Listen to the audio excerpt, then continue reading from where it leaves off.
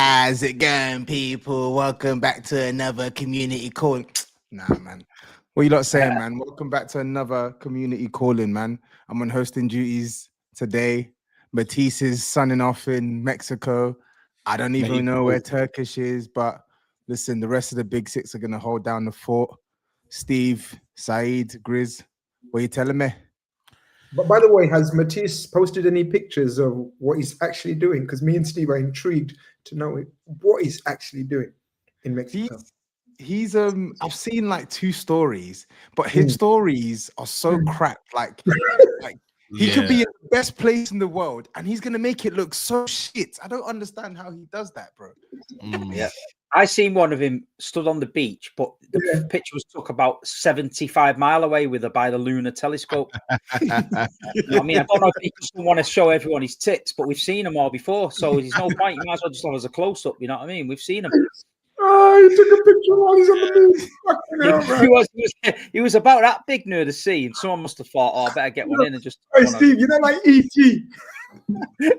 Honestly, that was the same one I saw, Steve. I was thinking, what is this? This isn't even. He thinks that's it's cool. Not even good content. No. He thinks that's cool. When we chat to him, he's gonna say, "Yeah, that's the thing these days. That's how you take pictures. You look don't know shit." You know what I mean? He's gonna call us all kids and stuff. It's like when he does an away day. And then I was taking a piss, like when he's like riding around on bikes and doing like cultural stuff. I was like, you can still do that, but don't. The lads want to see the away day. We don't want to see you riding around looking at mermaids in Copenhagen. We want to see you in the pub with a load of piss cans, jumping about, singing Chelsea songs. You know what I mean? You can even make it look like you're in the middle of the Chelsea army. You can just bop your head in, do a few videos, and then carry on your bike. We don't want to see the cultural shit. You know what I mean? Honestly, we got to give him some tips when he gets back anyway. But you give him tips, man. You're the one that's always on holiday. I have to speak to him because boy to boy, you're the one. I ain't liking what I'm seeing, innit? But he hates listening to Toby. He hates taking advice of Toby. That's the problem. You know what you say, Grizz? More likely to listen to Steve or you. A wise man once said, "Sometimes listen to me, always." And I think I have to say that to him, right? Who was it? Who was it in South Africa? Was it him next to me when he was watching cartoons in bed at like the volume was on like 55 at like 1 a.m. in the morning? It could have been Saeed. No, It's definitely. At the end, I was like, like when your kids are doing it, I just snapped and I was like, "Is that you fucking watching cartoons with a fucking?" You was on his side. To be fair, I was on the far corner. You was like, someone was like watching him and like laughing like along with the cartoons, but like not aware of his surroundings. You know, like fuck it. I'm just like, I was like, funny. Before he's in South Africa, no one's gonna clock his usual nightly routine. But he didn't know fucking Steve's got elephant ears. He could hear. I was on him, mate. I could sleep like so sensitive, and him, mate, it was just mad. It was like watching The Simpsons and then just like bursting out laughing dead loud. It was like I could hear Mr. Burns laughing in the background. I was like, this guy's fucked. Bro, anyway, big up to Matisse, like you said, Saeed, man. Let's get stuck into it, man. We got our first caller in the back end. Arsenal fan, so it'll be interesting to see what he wants to talk about, man. Let me invite Kyle to the stage. Big up, Kyle. What are you saying, man? Hello. What's good? Yes, hey guys, Kyle. You can hear me, yeah? Yeah. Bro. Where are you calling from, cool. Bro? There you go. I am in Scotland, up near Edinburgh, just outside Edinburgh area. So, yeah. We've spoken before. Yeah. Yes, we have. Yeah. Sensible Arsenal fan. Sensible. Uncle's got a memory still. You. Uncle's got a memory still. It's not all gone. I think I left a good first impression on you guys. I was hoping to do the same. Maybe that. Well, I wasn't there before, so I got to give my first impression as well. So it depends on your topic and it depends on your argument. So what would you like to speak to us about? Before you can tell already. It doesn't have to be an argument. Yeah. It doesn't have to be an argument. Sorry, go, Carl. This Toby. Sorry, there's a lot of delay here. Your camera was cutting out there. I was just trying to figure everything out. Am I okay for you guys? Yeah. You're good. Yeah. Right. Okay. I was just because obviously you can So you know I'm an Arsenal fan, right, Tubbs? That's probably you're giving you your first impression as it is. So, I think so. The topics are like you guys wanted to talk about City and how Liverpool are doing, and then also like the England, the Arsenal players who are international doing that. I'm not gonna pretend like I watched that game for England last night. I didn't even know they were playing, but obviously the North London derbies straight after the international break, and there's topics to be had around that because Arsenal's last result was a draw. Tottenham, I don't know. There's always just hoping whether they can pick something up from the Emirates, but Arsenal really need to. They've got a big week after the international break, and they need to be keeping up the pace ahead of like City and that. So, either you guys can ask me questions, ask what you want, but I'm quite happy to talk about that kind of thing. Let's talk about that. Whatever Let's you talk want. about that because that is actually the thing. Is initially I was doing the whole we never win at the Emirates, we never get a point at the Emirates. But now that I actually think about it, the way Thomas Frank sets up, and then the fact that Arsenal are playing after Man City. If Man City go to Newcastle and win, all of a sudden they're cranking that pressure on Arsenal, bro. It's a game of ifs, really. So for me, it's like you're right because you could do basically what you need to do is what you did when you went to the Etihad, because you played. Not only did you play like Thomas Frank played it tactically well, but every player to a man had the right performance on that day because you could set up well tactically, but the odd mistake here and there may capitalise. But I think if we're at our best on that day, we beat you, no question. But it's just a bunch of ifs. So I'm just hoping that we have some fucking players back. Pardon me, sorry, language. By the end of the break, because we can't go into a North London derby with Marino up top. What's your name, mate? What's your name? Kyle. Kyle, are you going to win the league? Are you sure? No, I'm not sure. I'm hopeful. The most hopeful I've been, which is probably the biggest issue as an Arsenal fan. So I'm just going to end up depressed, perhaps. But this is between the caveat of this is the best team we've had in my lifetime watching Arsenal, and also this because it looks not like Liverpool are going to win it at this point anymore. But to talk about City, they're not quite as good as they were the past couple of times they've won it. Like they're still good, obviously, and they're still going to be in the race. But I think you'd say it yourself, Steve, you're not as good as the last team that won the title for you guys. So I agree. That's just the hopium there. But by the end of the season, it could be the reality. Like our squad depth is insane. I'm just banking on that, really. I'm happy to speak to you again because now I recall you was a sensible Arsenal fan and you talked absolute sense there. I think it's your best chance. It's the most hope that you've had. Squad, everything else. Man City are not on your necks yet, but they're just cranking up that pressure. And the next set of 3 or 4 fixtures, for me, will be absolutely defining either way. Because if you overcome those London games and they overcome their next 3 or 4, if they stumble in any of the next 3 or 4, because I think personally, I know Spurs, North London derby, Thomas Frank, I think you batter them. I honestly think you're going to batter, right? Chelsea away. Sketchy. I don't think it's sketchy. I don't think you've got anything to be worried about, whatever. But it's just that pressure thing that Steve's always talks about, and he's right. Because you're just cranking up that pressure ever so slowly. It's not there yet, but let's see how Arsenal think. I've made my opinion very clear on it. I think Bayern in between. Sorry, Tubbs. Yeah, that was what I was gonna mention. I'm like, they've got three big games back to back, right?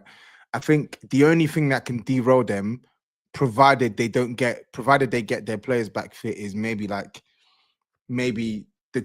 teams they're playing to a crazy standard. Because listen, Chelsea, I expect Arsenal to go to Stamford Bridge and at the very least pick up a point. I don't expect Chelsea to beat them, but the last 2 seasons Arsenal have gone there. Have they won? They haven't won, and it's not like they're playing. Nah, They're playing an amazing Chelsea team as well. So Chelsea have aye. shown this season they have the capacity to turn up in the big games at home. And then That's Grizz, the problem. I hear you as well with the Tottenham thing.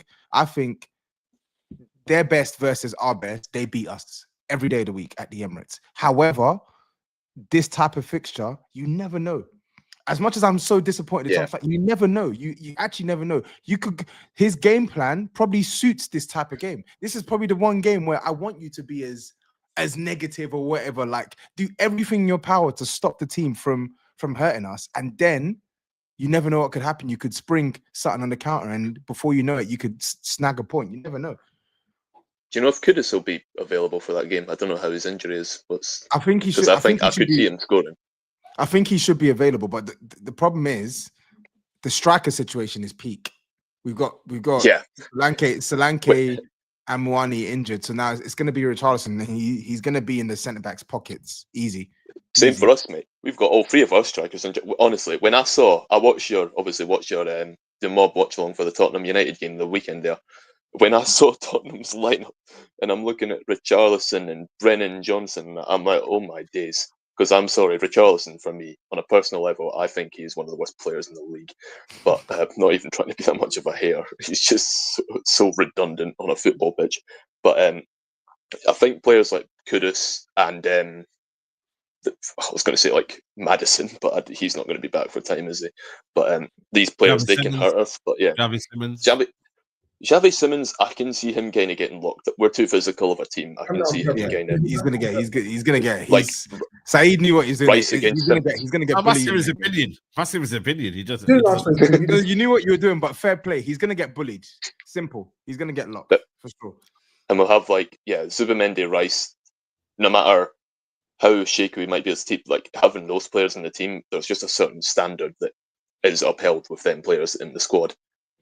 Eze, I don't know if Odegaard will be available, but he probably wouldn't start anyway. But people like Eze need to step up, and Saka. People that haven't had the best of seasons by their standards so far. Granted, Eze's a new at the club, but those are the kind of players I want to see step up in this kind of game. I want to see a performance, but it's like when it comes to North London, any derby, you win it no matter what. You just doesn't matter how you win it. But I want to see a performance as well. Like this is a game, and out of the 3 fixtures, Tottenham, Bayern, and Chelsea, this is the most winnable. Like Bayern are the best team in Europe, and we won at Stamford Bridge in the past 2 seasons. So this is where we need to really show what we're about. This could be a statement week post international break, because even then, it doesn't stop. We've got Villa twice in December in the league, if I'm right in saying. So it's just that this period that we're entering now is a shaky period for Arsenal in history. History will tell us. So yeah. I was going to ask you before anyone else wants to say anything. I was going to ask you. I can't fucking remember what I was going to ask you. No problem. If anything anybody wants to ask me. If he doesn't get you over the line, which camp are you in? Arteta, I'm talking about. I always love hearing a point of view away from. I'm not. Yeah, I know. No, it's a fair question because it's now year 6 under Arteta. Here's the thing: if we don't get it over the line, you say, okay, he's probably not the one to get us. Like we probably need to get rid of him. But look at the other side of the fence. We sack him, then what? Who do we bring in? Like, do the players will be in, because they've been under this manager, they've been invested in this manager. What do they do? What do they think? Where do they want to go? Not to mention, I just think we go backwards. There's no way but backwards if we were to sack Arteta. He's kept us at a certain standard, regardless of the trophy debate, which is a problem. But I just think he is the guy to do it for us, because who do we bring? We'd need to bring in like Zidane or something to guarantee us that. Which manager do we sack this manager for, who's done so well for the club, to bring in to guarantee it? Because he couldn't just challenge. The person we bring in would have to guarantee us majors. Who is that? Tell me. Nobody can tell me. So it's just a weird debate. Interesting. I always like listening to Arsenal fans. You know, yeah. This question. I'm of the younger generation, so of course I just like Arteta. Like, but does it have to? Playing devil's advocate though? Sorry, does it have to be someone who's a proven winner? It may just need a different voice. Not a proven winner. Yeah, but what I'm saying is, if he was to be someone who couldn't get you over the line, what I'm saying is replacing him with a coach. That coach may not necessarily have to have a crazy body of work, but they may just be someone who's had some evidence of getting over a hurdle, so that the players can have a different voice to listen to. Yeah. Look at company at Bayern Munich right now. Like, obviously, at the time, it was looked at as like a bit of a joke appointment, and now look at him; he's flourishing. They love him. I guess I know it's a weird one, because I just think Arteta is such, without trying to sound like delusional, I just think he's such a genius, because you can say that about company now, and he is doing well right now, but he got into the Premier League with a Burnley side that is never going to be as good as a Bayern side, and he refused to kind of learn the lesson. Carl, you know, Carl, I think it would be time to call it quits now, because I think I heard you mistakenly. Correct me if I'm wrong. Did you just call him a genius? You said he's such a genius. But he's taken us through so many play styles. Did you say that? Did you say that? No. Did you say, can you confirm yes or no? I can neither confirm nor deny. Right. But let's call out such a genius. You was doing amazingly brilliant, Carl. It's been amazing. It's been brilliant. You just called Arteta a genius, right? He's taken us from 8th place, our most mudded period in the whole history, to challenging for a title. I have to appreciate him for that. I'm just not having this. No, not having it. But Grizz, hang fire, right?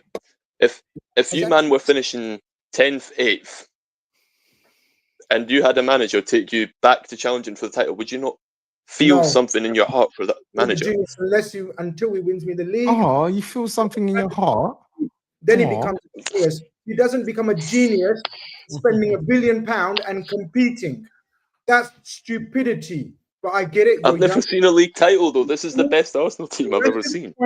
The rest of the call were in the context of that, then he's a genius. Yeah. Shut up. Genius, man. Shut up, man. He hasn't seen a Premier League trophy, man. He goes in the context. He's a genius, so he just said. No, but I'm saying, but if you look at it from an Arsenal point of view, but he's right in what he's trying to say. Like, he's not seen anything. Arteta's brought him to the closest he's ever seen to a title. Okay, yeah, but there's still no title, though, so you can't be a genius. I'm saying as close as they're going to get. Joe Royal brought Man City from Division 2 to the Premier League on about 50 quid, but he's not a genius. Genius. Royal's a genius. You know what I'm saying? Genius, mate, but absolutely fantastic. Listen, I think the genius note is enough for us to end this conversation. But Kyle, man, appreciate you every time. Big up, man. Been good, man. Have a good night, guys, and enjoy the rest of your callers. Love. See you, man. See you, mate. Safe, bro. Safe. All right. I'm glad you nailed him for the genius, Chris, because I was just about to dive on him like a fucking alligator. I thought, what did he? I wanted to confirm. Did he just say he's such a genius? He was just about to get put in the death roll, and you got him, so I was happy with that. And Saeed agreed with him. I didn't agree with him. I just said to him, like, if that's where he's coming from, then it is what it is. Like, I haven't said I agree with him or disagree with him. Fam, you know what you're doing. You know what you're doing, bro. All is showing it. It's their opinion, isn't it? Yeah. All right, cool. You're right. It's their opinion. But speaking of opinion, he's a nice guy, man. He's a nice guy, man. I like him. He's a reason. You know what I mean? It's not saying it in a reasonable guy, cocky, arrogant way. Yeah. All right. Next up, I feel like this guy's the complete opposite. Talking about American. I wonder who's next. Let's just see. Yeah. Who's next is he's a good friend of Steve's, man. It's a good friend of Steve's. He's never met. Yeah. He won't put his camera on the big up Blue Moon. What you saying? Yes, guys. Can you hear me, man? Yeah, Blue Moon. Yeah, bro. He's all good. He's all good. Yeah, man. Brother. Yeah, man. Yeah. I've laid off the speakers this time, Saeed, because I didn't want to do out your ears, because I know that's Yeah, no, I appreciate it, man. I like the fact you're considering everyone, man. Fair play. Consider it like your club. But really, I'm here just to really give it grizz, because the last time. No. Do you remember the last time we actually had a conversation, Grizz? Remember what you were saying? City are washed. Oh, you'll never do it. Pep's finished. Pep's finished. Yeah. No. Let me finish. You've got plenty of time. Remember what you were saying, Grizz, at the start of the season? Yeah. With a lot of chest, you were giving it that we, Manchester City, have finished the same finished team that just dismantled your club at the Etihad at the weekend. Is that correct? My team, not my club. My club's still there. What? No. Your team and your club got dismantled at the weekend. Yeah. Blue Moon. Go on. I did say that. You know me, I can't hide. Is that my bad? No, in 2025, I can't hide. I can't change my opinions. It's all on tape. Correct. When I say, I wonder if you can give some context to what I said, because I'm interested to see, because you're a mature Man City fan, and you're a mature football fan, you're not, right? So can you elaborate on what I said exactly about Man City this season? You said that we will not have the bottle to do the league after the fall off that we had last season. These were your words. The fall off that we had. No, let me finish. The fall off that we had last season was too much for us to retain to get back to the title, because the level that you and apparently Arsenal will be too much for us. I didn't see that on Sunday. No, this one I want to make clear what I said or what you thought I said. I never said that. I never once used the bottle with City, because City don't lack bottle. What I said, the amount of turnover, I've seen a fall off from Liverpool squad of the Klopp era, yeah? And I know it takes a season or two to regroup. And I said Man City won't be anywhere near the levels Man City have shown us. And Steve will back me up on this even. I said, when I say washed, I mean second, third. I said you won't win the title. You won't have that level. You won't have that level of dominance that you've had for the last 7-8 years. That's why I said. And I also said the last show, if he does and slaps me in the face and wins the league this year, in my opinion, he'll go down as the greatest manager the Premier League's ever seen, or over Alex Ferguson. And I made that claim as well. No, I heard that, but I'm digressing about what you said previously.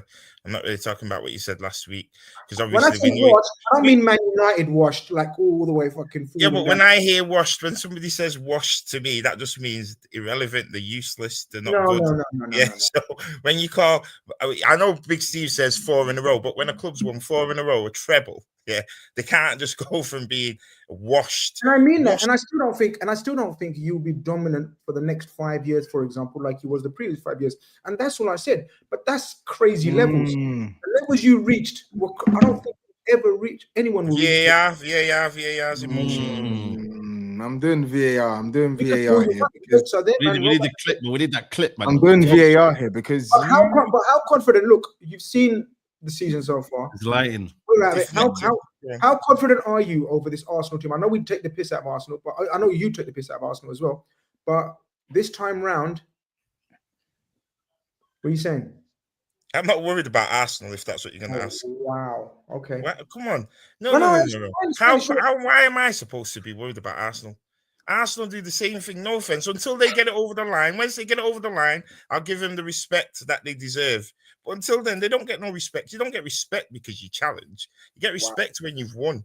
Yeah, you don't respect your rivals. You don't respect your rival because they're challenging you. You respect them because they beat you, and then you go over and shake their hand. I don't respect Arsenal. No offense. I know you're part of the Arsenal fan brigade, but I will not be part of that fan brigade. I'm so not. See, I don't know where you got this from as well. This is like so many agendas in one fucking call. I'm not an Arsenal fan at all. You definitely were. You have been. I was until they became bigger Arsenal. And also, Blue Moon, I got a little something for you. One sec. Go on. I was an Arteta progress fan. Yeah. Let's hear this one. Maybe not. Man City ain't coming back, you know. Man City ain't coming back. They can come back, though.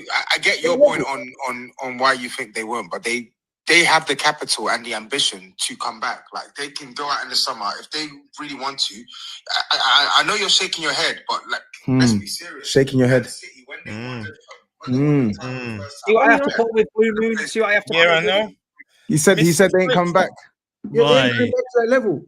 Mr. ITK flip flop up there, mate. You know what I mean? Grown-ups have not given any context. They're not coming back. That's the context, brother. Listen, that's what you should call him, you know, Mr. Context, Mr. Gary Context Can. Yeah, because listen, I swear to you, I promise you on my fish cake and chips, that I'm eating, I swear to you on my fish cake and chips, I would love it. I would absolutely love it if you won the league this year. That's how much I hate Arsenal. So this is disgusting. I get the grief on here about hating Arsenal. I get the grief on here about hating Arsenal. He's just openly admitted that he hates Arsenal. I've never said I hate Arsenal. Nah, this is disgusting. Saeed, can you please get onto your boy? I will, because I'm having this. You don't hate Arsenal. You have basically been waxing lyrical about Arsenal for the past. No, I haven't. No, I haven't. Oh, come on, man, Grizz. You defended Arsenal for how long? You was almost like Arsenal's lawyer at one point. Yes. Remember? Arteta's lawyer. He was an Arteta's lawyer. Yeah, that's what I'm saying. He's become an absolute cringe merchant the last 2 years.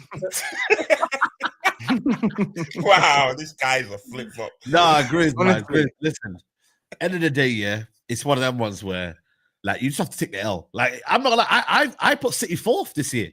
I'm not gonna lie to you. I'm massively. So why are you talking? Because I'm talking because you won't admit to your mistakes. Whereas I will. I've just admitted to Blue Moon. You're doing this whole context, and you know what I mean. And it's like, bro, just say, you know what? Yeah, I spoke too soon. I judged them too soon. They haven't won the league yet. They haven't won the league yet at the moment. But in terms of the fact that you said that they're finished, basically. No, I said they finished. Come on, third. man. I said they're going to finish third behind Liverpool and Arsenal. How's that finished? Man said behind Liverpool. So that's you know what? lol. That's lol at the moment. Yeah, lol. I get it. I'm not even bantering, obviously. I'm going to talk real football I now. hear it. I'm going to talk tactics now. Loud the banter. We're going to talk tactics. Just wanted to say, obviously, you know, the other day, last time I called, I did say about Doku playing more centrally. Yeah. And since it's like, obviously, Pep's heard what I said. Since like last 3-4 games, he's been playing more central rather than out on the wing. You know, he's been playing like with the fullbacks out wide and Doku and what's his name, Shirky and Foden, just in front of Nico, which I think is obviously going to be, you know, it's like dynamite for us because it means we're going to be on the transition very quick, especially with players like Haaland. They benefit more when we play fast-flowing football rather than side-to-side, repetitive, start again. You know, if we're playing like that, if you notice now, the minute Haaland gets a ball, he knows what's going. You know, it's like, you know, whereas before he'd be like, okay, should I go now or should I wait? Now it's just instant, which I think is obviously been a more, which has benefited us this season. Well, in the last, let's say, 5-6 games, more than it did at the start, because at the start he was still playing. Pep didn't really know what he wanted to do. Whereas now I feel like he's got an understanding. He knows in that middle, we can attack the space very quick, and obviously it gives the big man more chance of scoring goals. Fair. Yeah. No, Haaland's definitely City have definitely changed their approach. And like I was saying last year, it was only a matter of time where it's Pep Guardiola. People need to realize it's not fucking someone that's like, oh, he's got to learn. He was scratching his face last year. There were disrespect that was coming out of people's mouths. Oh yeah, Pep's finished. He's losing the plot. He's cracking up. Pep's still here, challenging for the title. Other managers have fucking took sabbaticals and fucked off. You know what I mean? At the end of the day, he knows what he needs to do. He's the biggest manager in the world. The pressure's on him. And he just said, right, let's do it again. We'll go again. And the thing is with Pep, he needs to motivate himself. And looking at him now on the touchline, it seems motivated himself. And the City team, certain players that we were all a bit panicky of thinking, are they going to gel and stuff, are starting to tick. The reliance on Rodri, that system's not there anymore. Do you know what I mean? We don't have to play that way. When we had Ederson at the back, first person touching the ball was Ruben Diaz or Rodri. Now we can bypass that and get into a quick attack straight away. Like Blue Moon said, if you've got Cherky and Doku in the central, it's crowding that midfield. Teams don't know what to do with that anymore. So they've been briefed all week on a specific style of play. You've got to watch Jeremy Doku, who's going to do this, he's going to do that. All of a sudden, you line up against him, he's nowhere near you. What do I do, boss? Do I follow him inside? Do I not? You know what I mean? O'Reilly's then on the overlap, galloping round me. Well, you know, and City are you know, Pep always reinvents the wheel. You know what I mean? We've seen it. The season we won the treble, we didn't look like winning anything. You know what I mean? And then he decides to change to 4 centre-backs. And then we go and win the treble. You know what I mean? The season, you know, we had no Aguero and stuff like that. People were saying we were finished. We've got no striker. He has to adapt. So this season, we know Arsenal are the better side. We know they've got a good squad. We know that City may be 1 or 2 injuries away from having to reinvent it again. But at the end of the day, while we're ticking now, we've got the momentum. And Blue Moon will tell you, when this Manchester City team and the club has momentum, fucking, you better pray for your life. It's game over. Let's see. As I said, I'm in a win-win situation. I've just worked it all out. I've done all the maths, I've done all the equations, I've done all the calculations. I'm in a win-win situation. How are you in a win-win situation? Well, if you don't win the league this year, that's 2 years without winning the trophy, and that's not City dominance, which I said you're not going to be dominant. And if you do win the league, that means Arsenal are fucked up, and it's going to be banter season all over again. So win-win. But thank you for the call, Bloom, and it's always a pleasure. Anytime, guys. It's a pleasure. Legend, man. Legend. Big up, Blue Moon, man. Thanks for hopping on. Yeah, man. Dude, if you win it, the downfall of Arsenal will be epic. Televised. You got to know the difference as well, right? In the last week, yeah, Man City, last 2 weeks, Man City lost to Aston Villa, yeah, and Arsenal drew to Sunderland. Now, the fan bases, yeah, it's the mentality. We didn't give a fuck because we know we moved to the next. All I've seen this week is people crying about injuries for Arsenal, and they got a point at Sunderland, moaning, whinging, Man City on our necks. You know, even last night, England played, yeah. Eze scored a goal. I'm seeing grown men, Arsenal fans, DMing and tweeting fucking commentators because they didn't describe the goal how they wanted to describe the you know what? That was a madness, bro. That was I a madness. agree with them a little bit, Steve, though. So do I. Yeah, but the way they reported on it, though. Right? Steve, if you listen to it, before he scores that goal, he's in the middle of talking about Phil Foden. And then Phil Foden passes it and he scores the goal. So he's just continued what he was saying. But who gives a fuck, right, on the planet if a commentator fucking doesn't say your player's name? I have never, in 40 years of football, ever been asked that a commentator has fucking not mentioned my name. Who gives a fuck? Is that how sad your life is as an Arsenal fan? That you're don't do that. For validation. Don't do that. They were taking the piss, bro.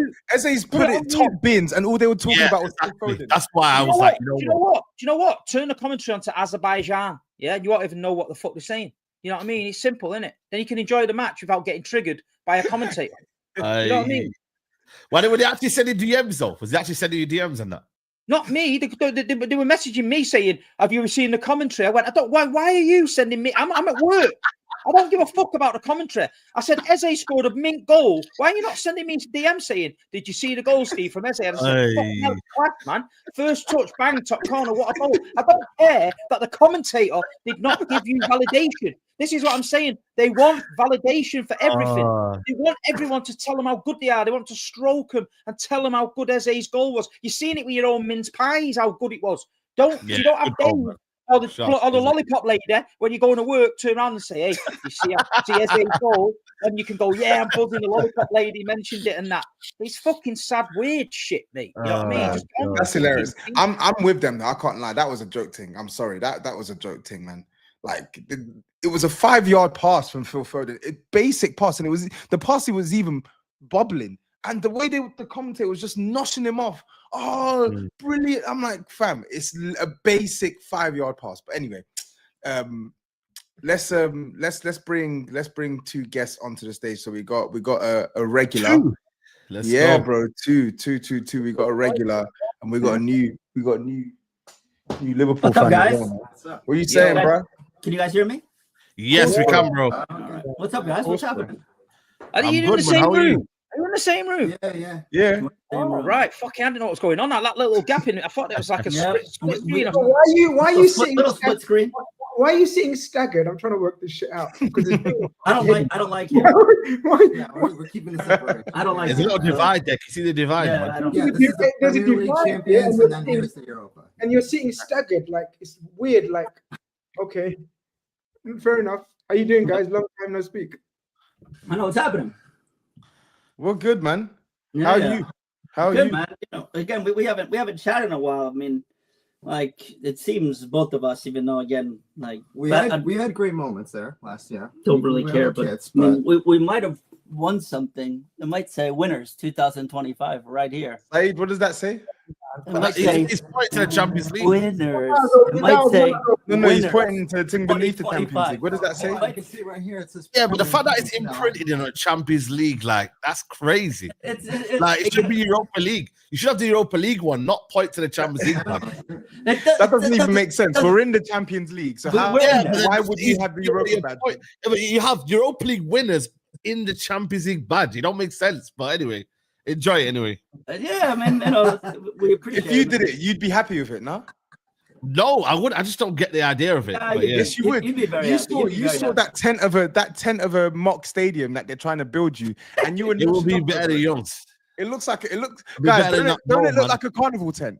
Well, the tent won't even be there. We can't afford Can the we tent let the anymore. You're not fucking here. caller speak? Can we let the caller speak? Exactly, man. It's toast guy, man. Sorry, We're guys. gonna start with Liverpool. We're gonna start with Liverpool. Yeah, We'll go. 'cause you We'll go. all want to cook The Liverpool. champions. It's fine. Fair enough. Fair enough. We're in a world of shit this year. It's not so great. We're not gonna have. It's not gonna be the season we hope for. But Grizz, I had one kind of thought because I'm not really seeing it talked about much in online forums and stuff.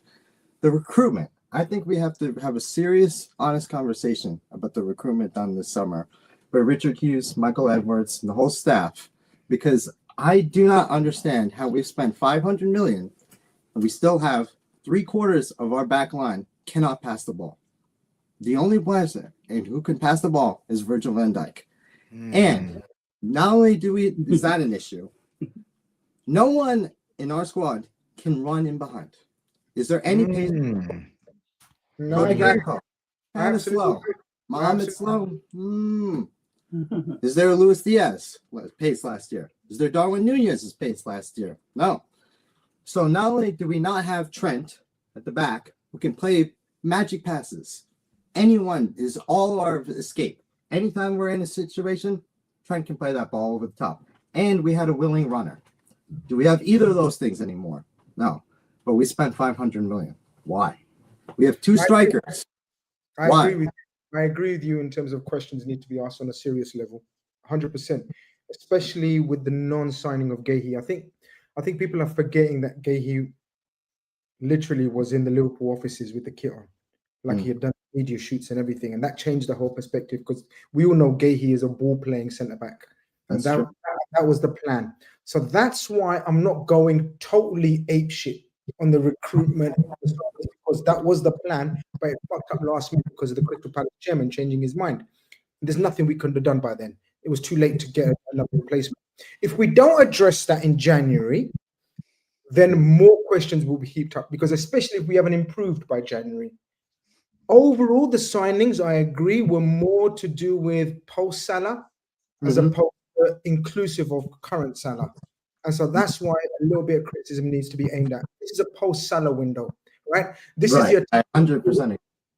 We see this attack, Verts behind Ekatike and Isaac after Salah. With Salah right now, how he plays, it's an issue and it's a problem that Slot has to sort out. There's nothing me, you, Michael Edwards, Hughes can do anything now. It's literally down to the coach to improve how he fits everyone else in that formula now. It's his job and it's his problem. And if he doesn't do his job properly, we know the consequences. And I'll be openly saying it. I'm not Slot out, but if by February there is no sign of any improvement or cohesion in the team, then serious questions will have to be asked because we're not that club that goes through a season with 10, 11 defeats. That's just not on. That's Saka. I've got a question. Sorry, I didn't catch your name, brother. Hey, Shove. Pardon? Hey, Shove. Keshav. Keshav. Yeah. Yeah, big up. So you mentioned you don't have any pacing behind. And then I said, I could have sworn your £130 million striker specifically has the pace to get in behind defenses. Doesn't look like it. Why are you talking about someone who hasn't played? Well, But he literally said we don't have pacing behind. So I'm just like, Hey, I could have sworn Isak specializes in running in behind defenses sometimes. Could have sworn. Well, not the 130 million player we've paid for so far. He just hasn't been. And you really have to question that purchase, I think, in particular, because with Ekitike already in there, would a winger who is much more like Luis Diaz, would that have been a better signing? Are we not a more structured attack with a Ekitike up top? You got a Verts in its 10. I don't know, who is it? Maybe a Bradley Barcola on the left, someone like that. But rather than trying to force two strikers, it's just me. But I really don't. I think we locked in on Isak before, Diogo, everything that happened there. I don't think we sign Isak if Diogo doesn't happen, the whole tragedy. I really don't. I don't think we sign both. You're absolutely spot on. I don't think we sign Ekitike. I think we just sign Ekitike and then we move on. Or we No. We signed Isak. Isak is always our first choice from last season. We would have signed Isak and not Ekitike. But listen, Liverpool, man, forget us, man. It's one of those ones. Forget about us. Man said forget us. We can't forget you. You just kind of said, you keep losing, brother. Let the Spurs, let the Villarreal. Let the Spurs. Wow, this guy, Villarreal, we dusted them. Villarreal, yeah. Is that how you're doing us? Listen, take off that badge and you're Villarreal. Fuck's sake, man. No. I actually like these. Yeah, man. Well, we're kind of shit too. Like that was so frustrating this last week. We're kind of shit too, but it's all right. I mean, Frank this year. I like Thomas Frank. Okay. Good manager. Again, I actually wanted Glasner, but still, again, like I'm happy with Frank. I'm happy with the way we're kind of going. But that window was criminal. We didn't have an experienced winger to replace Son. Like, what are they doing? Like, what are they doing? Again, I said the window was about a 5. And then I think maybe with the way how well Paulinho has played, I was like, maybe like a 6, 6.5.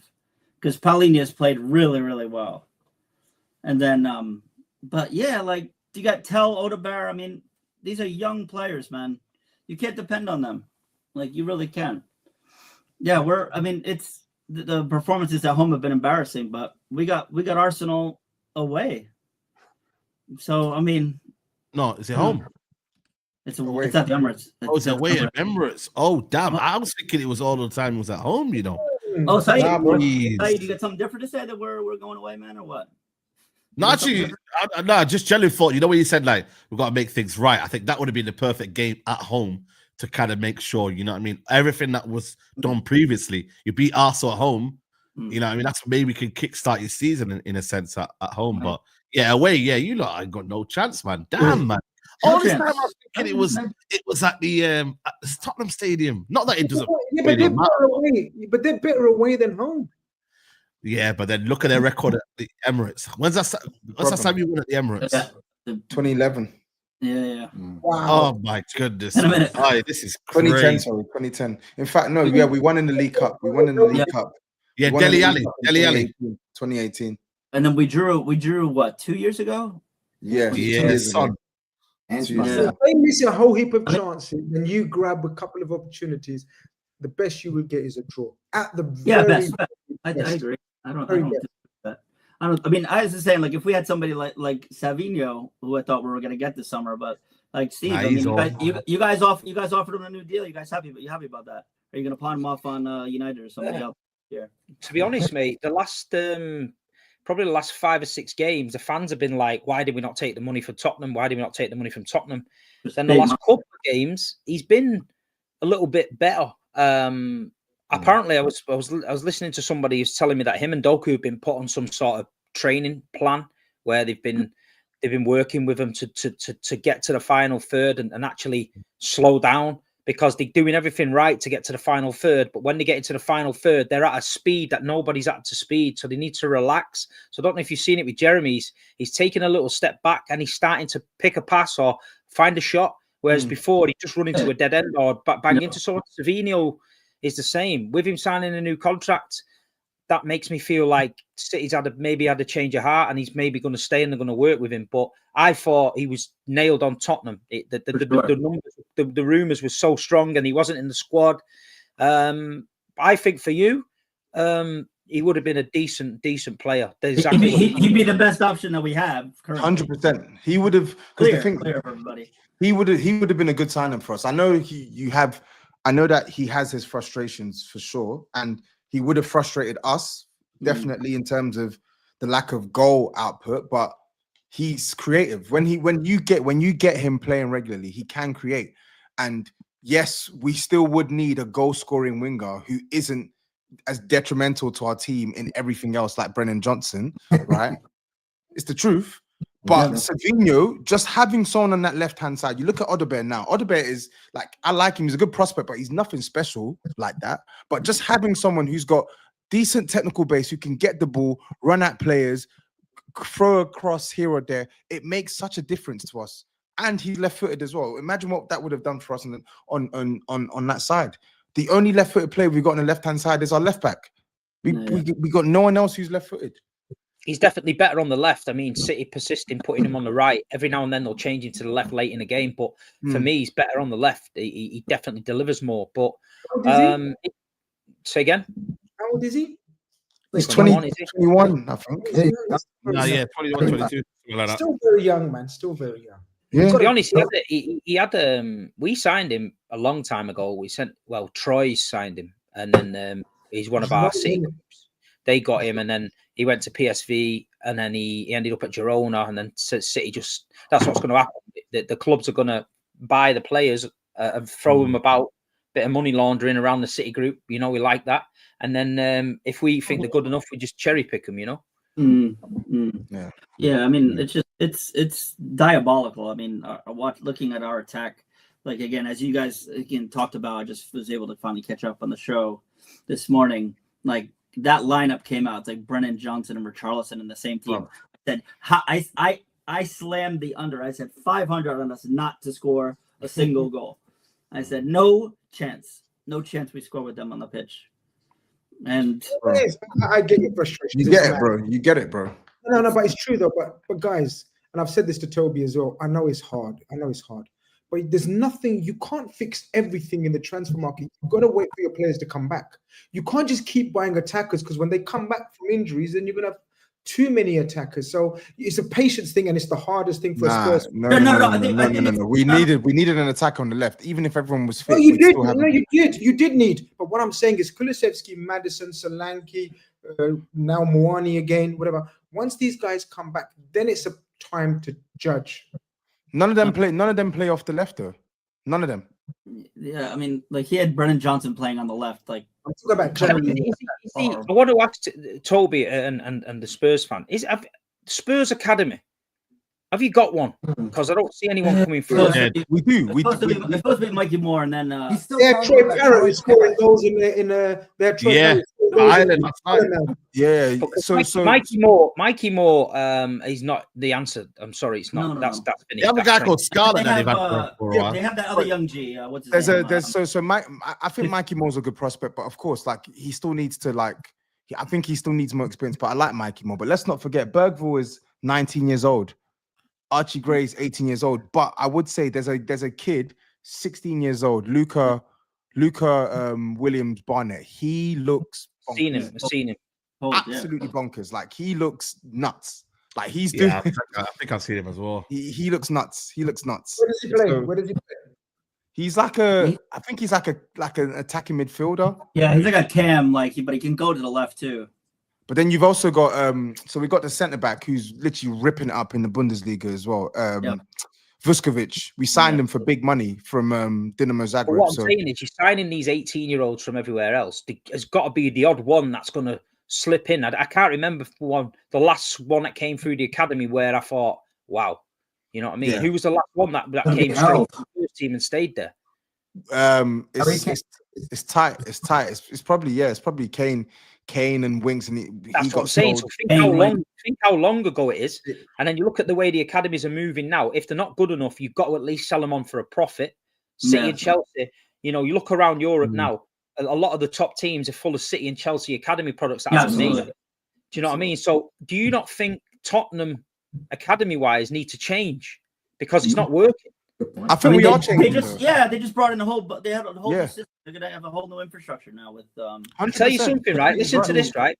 Man City, the last few months, have gone across the Premier League and Europe and signed a fucking about 10, 15-year-old kids.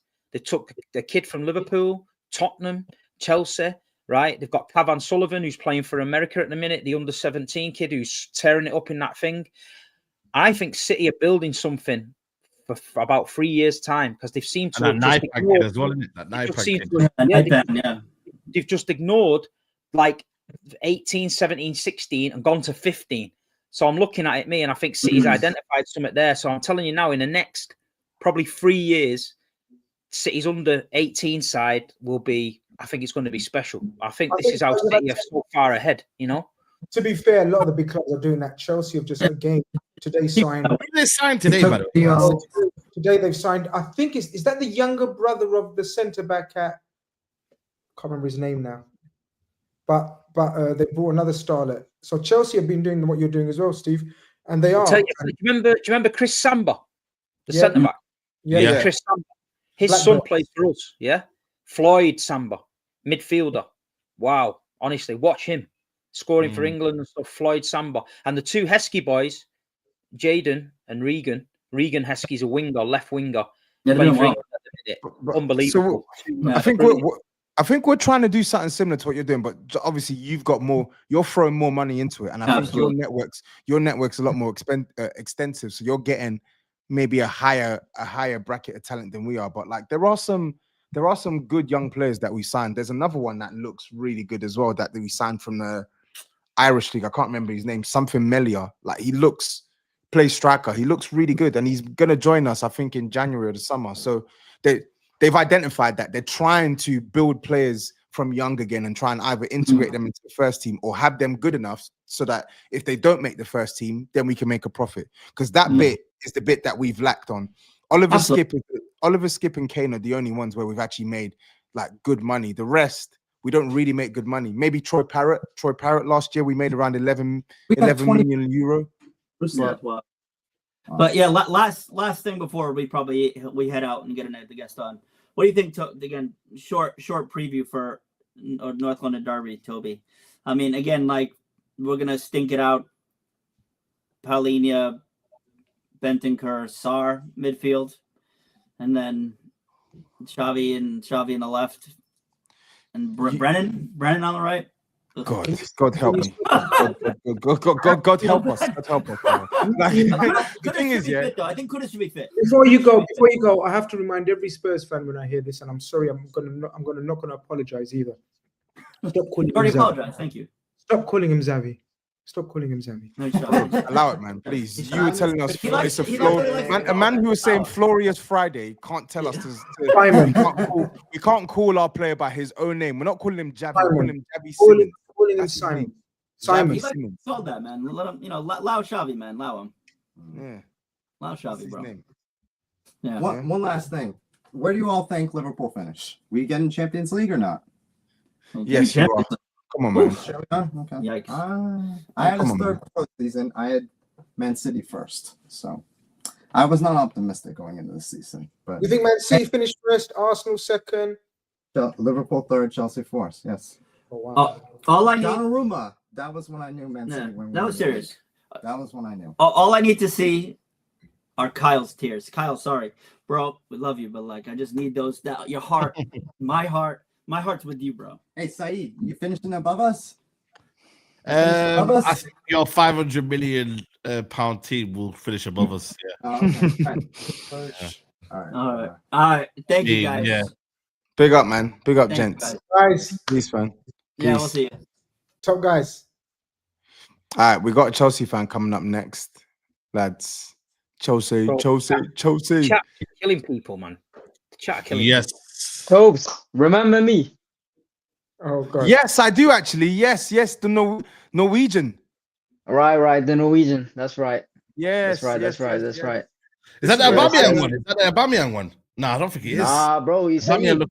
we were on stream, bro. We were on stream. I was asking anyone to bring out the golden badge on the kit. I was the Chelsea fan from Norway, and I said, "Do you have Oh, the golden badge?" Right?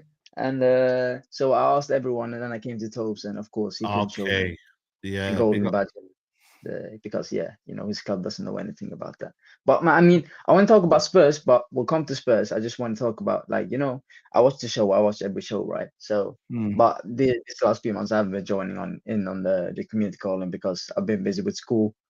But yeah, outside of school, so I've been following you, Grizzin and Saeed. I mean, maybe you need to put some respect on Saeed's name because whether you like it or not, maybe Saeed doesn't articulate himself the best, but the truth is, the guy watches a lot of football. It's true, Tell him, Grizz. man. Tell him. I'm telling you, bro. This guy does watch-alongs. Can I say welcome first? Oh, okay, thank you. I appreciate it. Are you of Somalian origins? I'm Ethiopian. Ethiopian. Okay. Yeah. The guy tried it. He's like, yo, are you back in the Somali brother? You know, look at this guy. Yeah, man. he tried. Yeah, he tried because I'm backing you. Yeah. Come on. Look, when you speak to someone first, you like to know where they're from. Of course, but yeah, he's not my Somali brother. He's my East African brother. Yeah, there you go. Nah, big up, man. There you go. He's your East African brother. He's right. He's my brother too. Exactly. Yeah? So you think that people that don't know us think that it's a disrespect and it's a rude thing. People that know us know we're tight as anything, man. We're brothers. I'm not saying that. Disrespect. Listen, I know man watches football from 10 a.m. He wakes up about 10 a.m. Ask him, I know what time he wakes up and shit. Yeah. He wakes up 10 a.m. and he goes to sleep 7 a.m. and he does watch-alongs for every continent, every league, every country, on every level. So his knowledge has to increase. Now, from 2 years ago, huge respect. My brother, he knows much more than he did 2 years ago. But still, there's a lot Man said 2 years ago. He's been digging you the whole time. He's probably you. Yes, it's his time. It's his typical time. Grizz. He had a lease of life this season. It's his time. I'm happy that he's enjoying our mini downfall. But listen, we've had 5 years of, burying him, and it came to a point where he was soulless, he was lifeless, and there was nothing to talk to him about.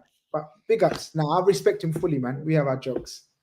So, yeah, I was just saying that, like, just as a joke, bro, obviously. But yeah, no, I just want to talk about, Toast. Saying that Spurs have a chance for fourth. You still believe that, Toast? I do, because I think it's open. Okay, you want to hear my reasoning for why I don't think you have a chance? Why I don't think you'll finish fourth? I don't think we'll finish fourth as well, but I'm saying there's an opportunity we could, because I think it's open. Yeah, because I'm gonna give you my reasoning, right? My reasoning for you, me not thinking that you're gonna finish in the top four is that, when you play Champions League football and you have Premier League football at the same time, the teams that usually does the best with, like, in terms of playing those two competitions are the teams that control the games the most. So the traits of your midfielders often dictates how well you rotate and how well the team does, right? So if you can control a game better in a football in terms of keeping possession, right? Because the idea of Pep to keeping the ball, right, at City, the reason he did it was because it's more sustainable for 60 odd games in a season. So you don't tire your players. If you play the club style, right, your players are going to naturally deteriorate as long as the season goes on, right? But of course, Pep did it so he could tire the opponent, not because it's the most effective way maybe of creating a chance, but it's the most effective way of keeping your players fresh and fit for the majority of the season while still tiring the opposition, right? And of course, you keep the opposition as far away from the goal. So that was his reasoning for playing. It's not because you create the most chances, because you can see Pep now is trying to, like, go another way because he wants to create more chances because the league is moving a little bit more physical, right? But my reasoning for Spurs not having a chance for the fourth place is simply down to your traits of midfielders are simply not good enough for the rotation of the level of opponents you're going to face as the season progresses. So you've got Bentancur, right? I would say out of Bentancur, Paina, and Sar, he's the more first phase, calm in possession type player out of all of those three. Because Papa Matza, for me, he's more of a box crashing midfield. He's a box to box player. I'd say Paina is more of the physical trait of midfielder, someone that picks up the second loose ball, the physicality in midfield. And you have Bentancur, who likes to often progress play from his early Juventus days. He likes to meet up for the ball, right? Then actually the deeper player, or more as a six. I don't think Bentancur is good enough, simply down because I don't think he's played enough football, and he's not the type of level you need in a controlling player. So I don't think you have enough of those players to control a game of football. So let's say you rotate, you play a Champions League level opponent. Let's say you play a Real Madrid, and then you play your strongest 11. Let's say you play a Paina, you play a Bentancur, or you play a Bentancur and Papa Matassa. I don't think you have the level of players to consistently keep up your fitness levels, right? Because your fitness level is naturally going to deteriorate as the season goes on. And I don't think you've got the level of technical quality to control the games consistently. And I don't think you have the level of those players enough in your midfield. I don't think you have enough of players that can control the game. I don't think you have a Lavia. I don't think you have a someone that likes to receive the ball, like Caicedo, maybe like a Zubimendi at Arsenal. I don't think you have enough of those players. So as the season progresses, I don't think you're going to be able to maintain your levels, because if your team is strictly reliant on physicality, right? Because I watched your United stream again when you were playing Spurs, and you said, I'm not worried about the physicality against United. I think we're going to physically compete with them. But as the season progresses, if you're only reliant on physicality, you're naturally going to deteriorate. It happens with Pochettino at Spurs. It's often happening with Pochettino at Spurs. It happens with Iraola at Bournemouth. We have Iraola at Bournemouth. Their team naturally deteriorates at the end of the season because they're really reliant on physical capabilities and then running them to the ground. And Semeni said it on the interview with Sky Sports like a week ago. So that's my reasoning for why I don't think you'll be in the fourth place or being within the chance to. Made it very clear. I think let's get Toby's rebuttal. No, what I want to say, yeah, Matisse, let me hear your job is on the front here. Matisse, we have your replacement right here, man. Man, like really, Matisse. You know what? It does look a bit like the IBK pot noodle stage. Remember Matisse in the pot noodle roundabout stage? Yeah, it looks like that. Nah, man, I remember those roundabout videos. Nah, I appreciate it. Good question. I appreciate it. I want to hear his toast rebuttal. Yeah, there's not much rebuttal, to be honest, because what you're saying is what I've been complaining about. I complained about it in the summer, and I've been complaining about it all season. I don't think we have any midfielders who are good at collecting the ball from the centre backs and spraying that ball all over the pitch, especially with pressure. The minute Palhinha feels pressure on his back, he's giving it straight back to our centre backs. Even when there's no pressure, he's giving it back to our centre backs. Bentancur, you're right. He used to be a midfielder who could help us in that first phase, but even then he wasn't a strong passer of the ball. And yeah, it's never been a strong passer. Exactly. And I've been screaming it for years. The only midfielder who I would actually say has played in central midfield for Tottenham in the last 10 years, who's actually a really good passer of the ball, was Ndombele. Christian Eriksen. I would say Christian Eriksen. I mean, not deep. He's a 10. No, but I'm not thinking of. Yeah, I'm not thinking of a deep passer, but I was thinking. I am though. That's what I'm saying. Okay, you're saying a deep line. Yeah, it's a deep line player. I would say. Yes. I would say so as well. Yeah. No one who plays in the 10. Someone who just plays in CM. Since we sold Luka Modric, I've been literally. Yeah, since we sold Luka Modric in 20. When did we sell him? We sold him in 2012. Tottenham have not gone out of their way. Tottenham have not gone out of their way to buy a specialist passing midfielder to play in. You sold him in 2013, didn't you? We sold him in 2012. 2012. Was it? Summer 2012. No. Luka Modric. Also, yeah, true. He had a horrible season, the 2012-13 season for Real. That's true. So you're right. You're right. But then I also think the manager's tactics could help the team progress play, could help us control games more, because then, okay, cool. Palhinha isn't strong. Then don't play Palhinha every game. Pick and choose when you play him. If you want to play a more possession-based game, put more technical players in the team who can play a possession-based game, because even though we can't play through the base, there's other avenues for us to create. So, yeah, I don't disagree with a lot of what you said. No, I was just saying that because, in terms of Thomas Frank, I was arguing with you. I was saying that told you about Thomas Frank when you had Ange Postecoglou as a club last season. I said Thomas Frank would do better than Ange Postecoglou. I mean, he's done better, of course, in the start of the season, but of course, we got to see long term. But I think that if you're going to have someone like Thomas Frank, right, you need to have different types of players.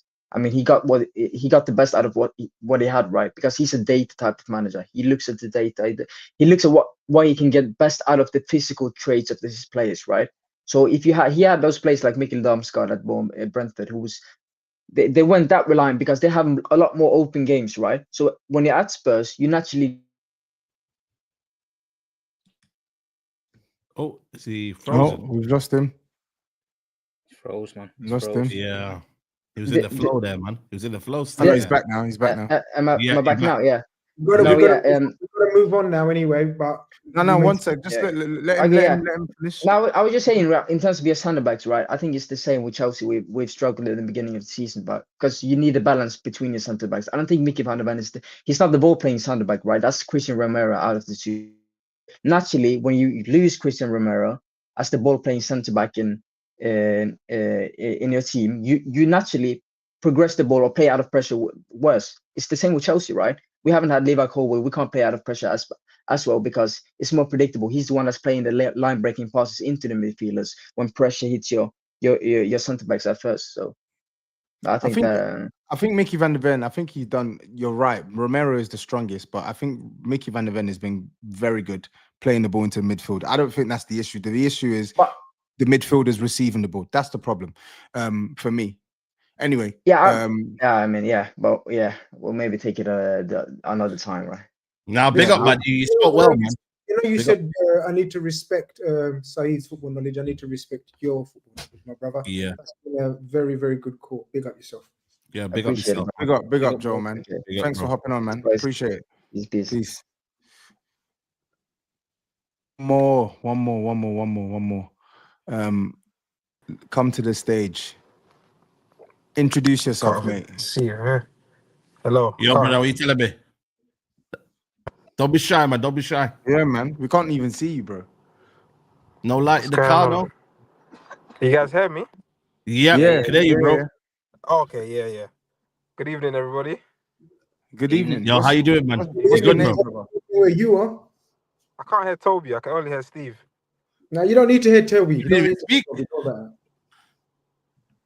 Huh? Where you from, mate? What's your name? Who do you support? Name's Ibs from London. Support Arsenal. Oh gosh. Come on. What you got to say? What do you mean, come on? It's Tobes, because I should have said Arsenal. He shaked his head as well. Like, bro, what's going on?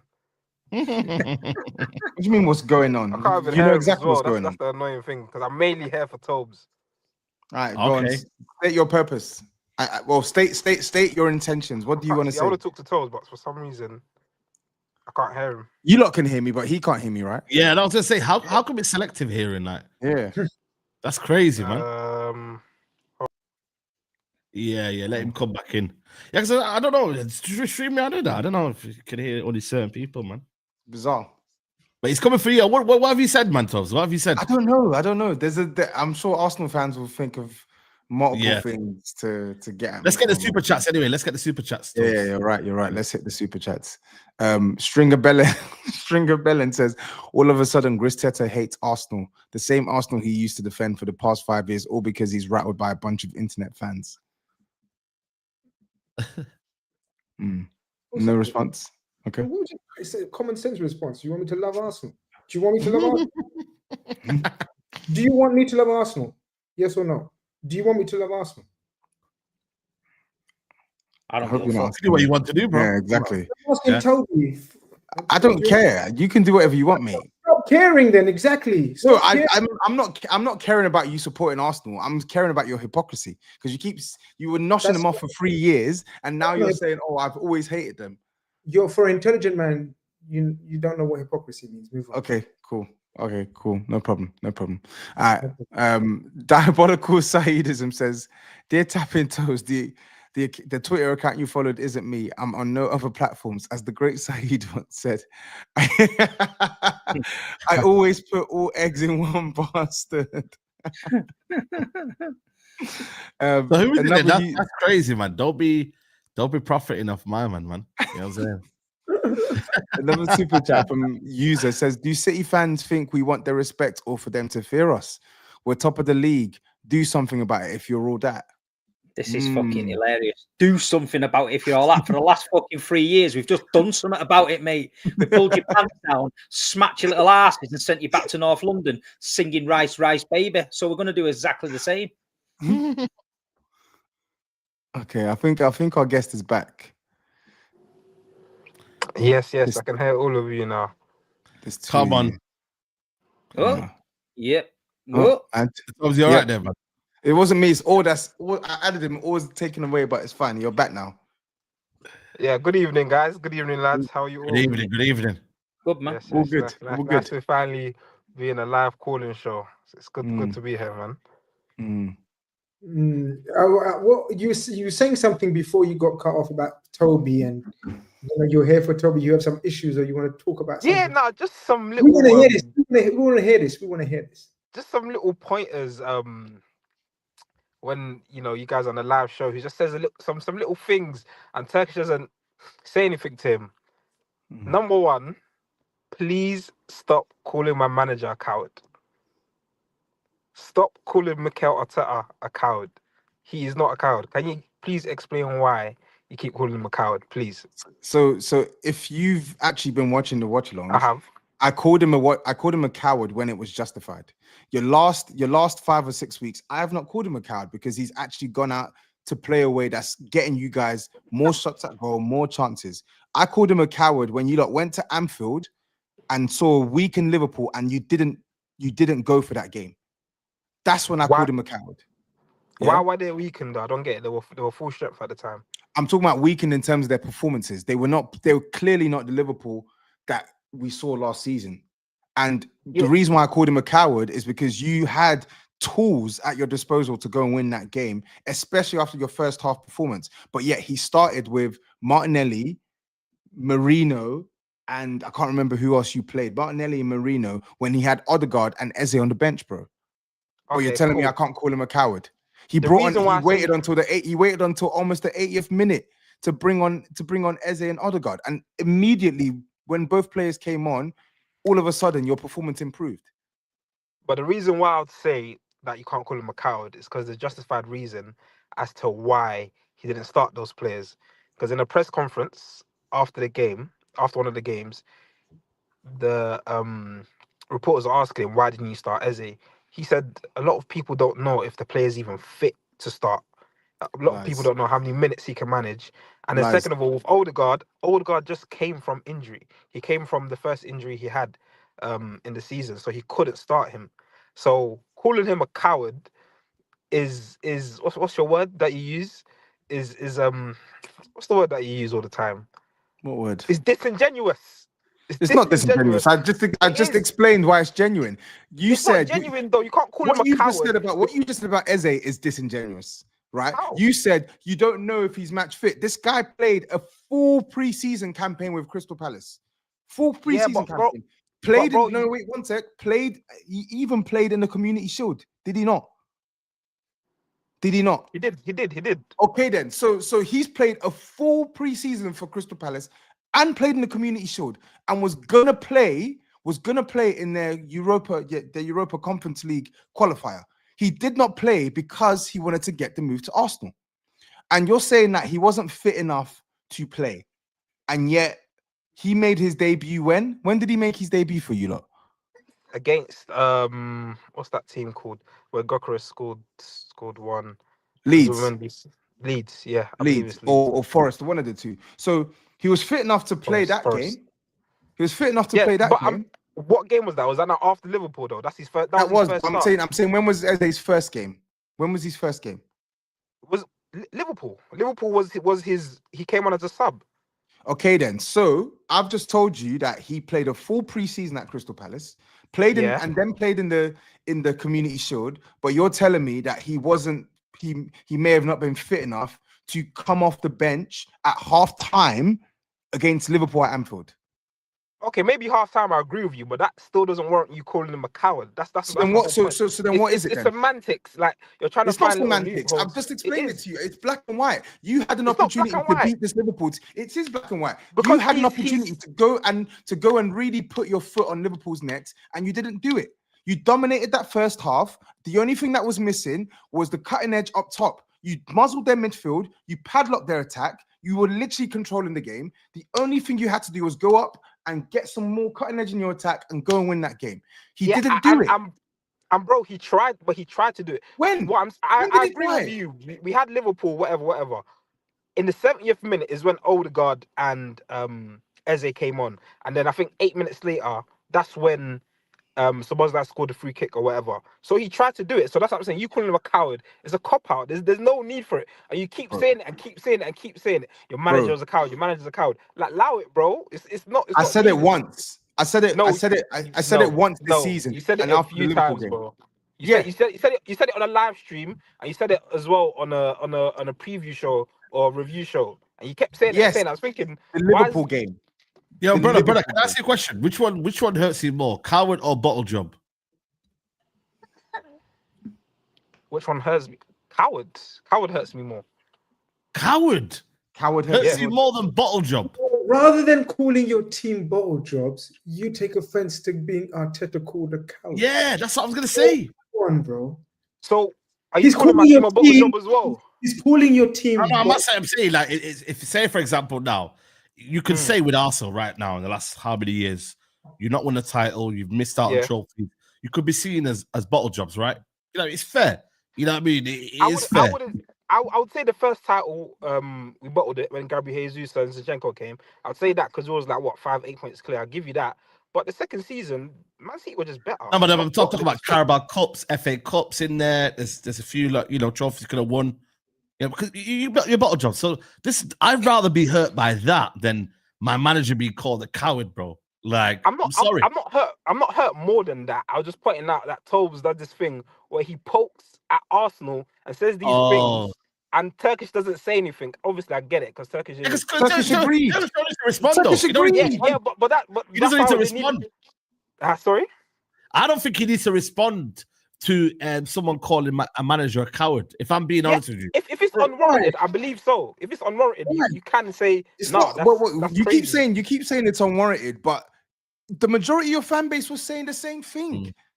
No, but I agree with them. I agree with the point that. Wait. Okay, so they're allowed to say it, but I'm not allowed to say it. I don't know any other Arsenal fan that said it. It's only you that's been saying your manager said it. He said yes. He agreed. He agreed. I agree with the premise that he could have went more attacking at certain points in the game, but I don't agree with you calling him a coward for that. That's nonsense. That's just you just trying to get your little digs in at him for no reason. Like, I know you don't like the guy, but bro if I wanted to get a dig at him, I'd just call him Lego Head. Like, I could just call him Lego Head. Come on, bro. Man talk about Lego Head. Like, I talk about Lego Head. Fair play, man. You know what? Arteta, he's got their fans there. They supported him, man. Because if this is what you're willing to ride for, you know what I mean? After winning no trophies. I said at the beginning, bro. Saeed, I said at the beginning, it's just a little point. It's nothing crazy. Yeah, I hear it. You know what I'm saying? Are you confident you're going to win it, though, this year? Yeah, I have to be. Yeah, that was the fact that he went like that then. I know. Exactly. You're a coward. I'm confident, yeah, but bro, you never know. Like, I'm confident, but you never know. What can I do? I have to believe in my team, innit? Like, you never know. Man, I lied to you guys. Is that this season? If you're not confident this season after the squad you've got, you'll never be confident. I was confident last season and the season before. No chance. This is your best chance. Liverpool have dropped right off. City, you don't know whether 1 or 2 injuries, and they haven't got the backup you've got. And Arsenal fans the other day talking about injuries. Like, we're missing Jesus. These are players that Arsenal fans didn't even rate. So I'm not listening to that shit. Like, you're really upset that they're missing. Because every one of them players you listed, Havertz, Jesus, Odegaard, the last season, everyone wanted them out anyway. So the squad Arsenal have got now, no excuses. They're better prepared than anybody else to go and win it now. They need to win it. Yeah, 100%. Now, we do need to win it. Do you guys think that if we don't win it, Arteta should be gone? Yes. That's a question for you guys, not for us. I don't. I think No, you're in a but very, very hard position because if he doesn't win it, that's basically 5 years. 4 seconds in a row, no cups, etc. That's for a big club like Arsenal that demands success. That's not good enough. But then you've got the downside where if you change it, it could be whole new backroom staff, certain players he doesn't want, new system. Could take you back another couple of years where you've got to go again. You need somebody. Liverpool got slot in. He basically kept Jurgen's team, but took a little bit of a pragmatic approach to it. City fell off, and then they went toe-to-toe with you and then won the league. So it's from an Arsenal fan point of view, it's a tough situation that you're in. Because then you think, do we go again? And then if you go again and you fall short again, you've wasted that time. Do you know what I mean? But like a caller said before, you look around the football world at the minute, there's no managers really standing out who you think could just come in and just tweak that squad a little bit and get you over the line. I don't know who. Not many managers do that. Slot was a Slot last year. What he did, you've got to give him credit because he could have been tempted to get his ego, come in Liverpool and stamp his authority on the team because the shadow of Jurgen was over him. He didn't. He played it cool. And I feel like someone comes in at Arsenal, the fan pressure, someone has to just come in, look at what Arteta's done and think, you know what? We're nearly there now. We're not a million miles away from winning the league. We just need to tweak this or tweak that. And that's what tough things got to be doing. It's risky. It's risky, isn't it? Do you know what fans always talk about levels and the standards that we aspire to, wherever? I don't know about you, bro, how old you are, but I grew up in an era where Arsenal were real big club, football club. You're talking league, Arsene Wenger, doubles, gang, toe-to-toe. Yeah. Right? To now suddenly fast forward however many years it is, right? And to say, if, because I still think you're going to win it, right? Sometimes listen to me always. If, though, you don't win it. Hold on. 6 years. Hold on. Wait, hold on. What? Let me finish my point. Can you say that again? You think Arsenal going to win it? Yeah. Bro, Grizz ain't in this title race no more. What's he saying? Come on. What's he saying? And then he had the cheek to say, sometimes listen to me, always. Okay. Wait, listen to me. Let me finish my point. I'm just confused. This ain't a big six show, man. Shut your mouth. This is a calling show. I'm just confused. I'm confused. Sorry. Okay, cooler. Sorry, I didn't catch your name. I beg your pardon. Ibs. I've got a brother called Ibs, man. Big up. All right, Ibs. To suddenly say that you contemplate, you don't know what you do. If 6 years, no trophy after the money that you spent, it just shows me the fall off of what was once a magnificent big club, because that means your standards are like, no, we're still there or thereabouts. So that's why I disagree with Steve. I was of that opinion 2 years ago. No, he's got to give more time, more time. But this year, if you don't, then you have to, and you can't be fearful of the future. You have to attack the future and go again. All the great clubs done it. You have to find someone who can get you over the line. Yeah, there's truths in both, but as Steve was saying, it's the risk of you start again, and then maybe that manager sets us back 3 years, because you can't find a manager and say he's going to guarantee us a trophy in the next year. You know what I'm saying? It's hard to pinpoint that. And on the flip side, yeah, what you're saying, he's been there, 5 years, 6 years, and we haven't got any silverware. So we're kind of stuck in between a rock and a hard place. I don't know. It's tough. I think, you just have to go all in this season. You just have to go all in. That's it. Every fan, every Arsenal, go all in and just push the team. And that's it. Let's hope for the best. And when the season ends... what I was saying. This is, when you watch me on here and I say you've got to believe and you've got to do that. People I got that. You've got to believe in it. And I swear to God, it makes a difference. And people go, oh, Steve thinks he's part of the team. They're all fucking knobs, mate. They don't understand it. When you're going to win a league, the feeling in the stands has got to be the same as the pitch. The connection from the team has got to be the same. And you know what? Arsenal had that a few years ago. And you were going for it. And I took a step back. I never said it on this show, because I don't like to give them Arsenal. I don't want to, because I'm playing psychological warfare on here with everybody. I've seen it. I seen the connection. I thought, you know what? These men are going for it. And then you had a mad result, just a mad one. And then all of a sudden I seen people throwing the towel in, and then online just went left. And I thought, you know what? It's easy to knock these men off that path Yeah. if something City hit a bump and we keep it going because we know that we've seen it. Arsenal fans hit a bump, and I think a lot of them, not all of them, a lot of them think, oh, fuck me, this is it, now we fucked it again. Whereas if they'd have just kept it rolling, you know what I mean? I think they could have got them over the line. But this season, I think you're You know better. what it is? It's the entitlement. What it is, it's easy to support your team when they're doing well. You can say Saka's the best player, Rice is this. But when they're losing, that's when they need it the most. That's when they need your support. A lot of Arsenal fans, as soon as something doesn't go our way, they start it's just weird. It's so weird. I'm an Arsenal fan myself, but so many Arsenal fans annoy me because of their mentality, bro. It's like, why are you not just ready to throw the towel in so early, so quickly? It's weird, and I don't know why that is. I don't know if it's entitlement. I don't know if guys. I don't know. It's just weird. It can't be entitlement because you've not won anything. Exactly. It's definitely not entitlement. It's not So entitlement. what is it? Why do fans feel like we must be perfect, or if not, It's not. You must be everything perfect, goes bro. tits We've up? been waiting a while now. It's like, when is this process gonna bang? When is this phase gonna end? It's more likely to bang if you give them your full support rather than you're just holding back a bit just in case. So I don't know about that logic. I don't know about that logic. I don't know about that logic. Yeah. End of the day, they're there. They're watching the team. You know what I mean? They've got, the team have got to give them something to believe in. And cool, you've been in around the title race, but it's down to the team to deliver. And then you can be like, even if it was a one little Carabao Cup or FA Cup, you haven't even done that. Yeah. And that's where the lights go out and you're finished. The thing is now with Arsenal, I mean? we're getting to the point. We're getting to the point with Arsenal now, right? We know you're a big club. Nobody's denying that, right? Yeah. But big clubs win trophies and do mad things, yeah?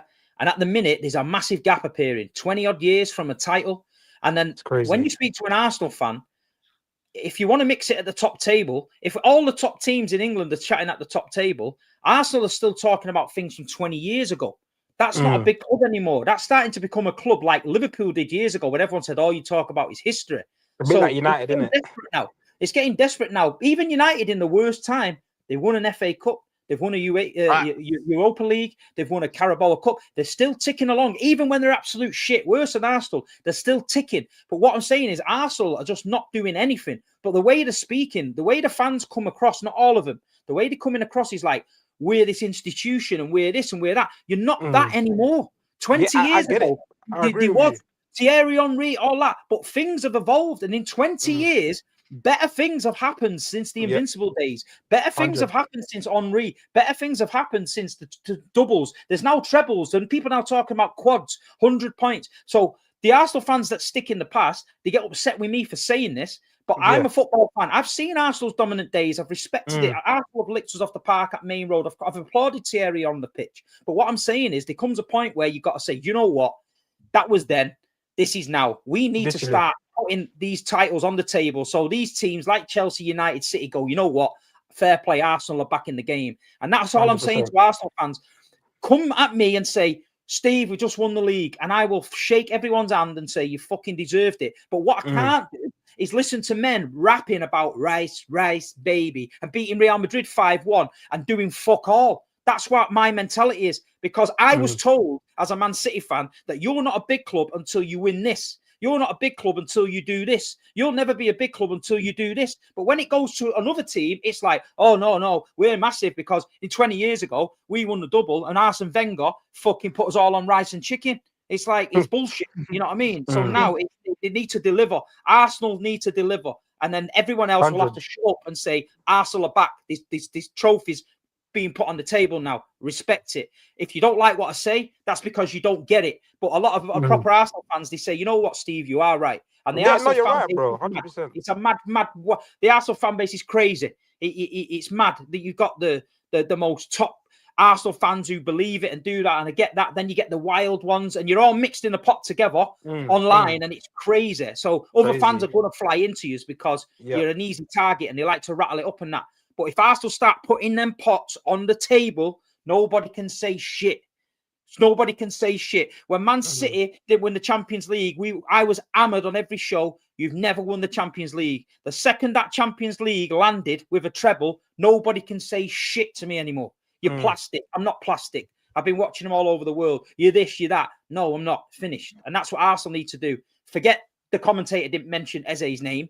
Forget you've got this, that, and the other. Put the trophies on the table, and everyone will just go fair play, man. You know what I mean? That's it. Ultimately, that's it, man. You said it. Said it right. We just got to win. That's it. That's what I'm saying.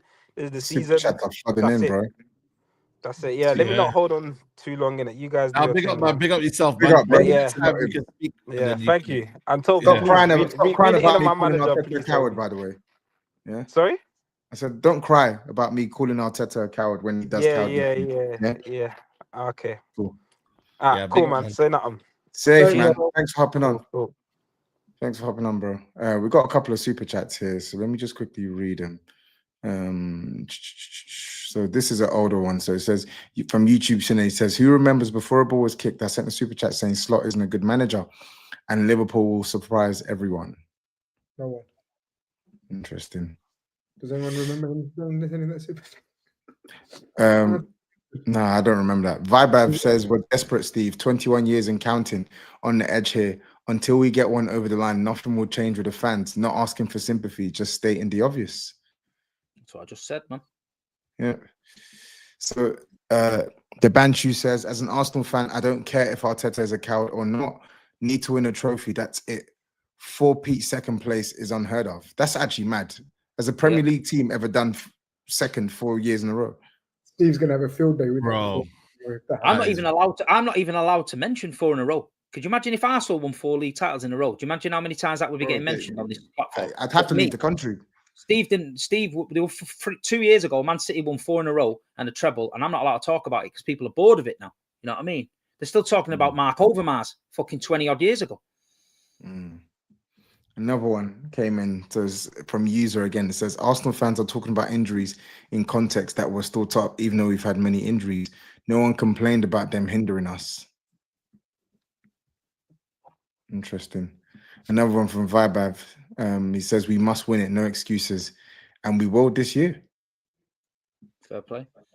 Fair. At least he's back to his chat. Right. I think that's it for guests. It's been a very interesting calling show today. We've had analysts, we've had arguments, we've had like a double act. Yeah, we've had a couple of, and we've also had a couple of new members as well. So big up the new members that joined today as well. You know that pair from America on Kishav and got the other brother's name, the Spurs fan. Yeah, someone said Steve and Grizz if it went all wrong. Bro, somebody said who drew a beard on that 6-year-old, that guy, mate, and it cracked me up, man. It cracked me up. It fucking cracked me up, man. Big up them, man. All right, man. Mandem, thanks for hopping on. People, thanks for locking in. Friday evening, we're gonna let you get back to whatever plans you had, whether you're going out or staying in. Enjoy the weekend, and we'll be back next Thursday. Thursday, yeah, to preview the big one, innit? Big preview Thursday. Big preview coming up. Big weekend.